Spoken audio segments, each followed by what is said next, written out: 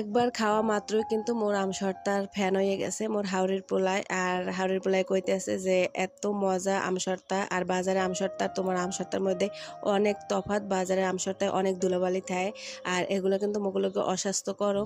তো যাই হোক, হ্যালো বন্ধুরা, আসসালামু আলাইকুম, সবাই কেমন আছেন? মুই আপনাদের আলহামদুলিল্লাহ ভালোই আছি। তো মোর হাওরের পোলায় এক পির খাইয়েই হে কইতেছে যে তুমি তো এই আমসরতা লই বিজনেসও করতে পারো, আমসরতাটা খাইতে কিন্তু বেমালা মজা হয়েছে। বাজারের আমসরতা তোমার আমসরতার মধ্যে অনেক পার্থক্য আছে।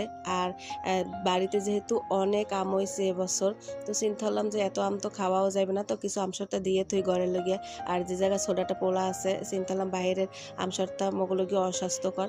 তো আর এগুলো কিন্তু একদম ফরমালিন মুক্ত যে আম, দেশি আম, এই দিয়ে তৈরি করা হয়েছে। আর এর সাথে কিন্তু তেমন কিছু মিক্স করা হয় না, শুধু কিছু চিনি আর একটু বিট লবণ আর নর্মাল লবণ যেটা, ওইটাই ব্যবহার করছি, আর কোনো কিছুই না।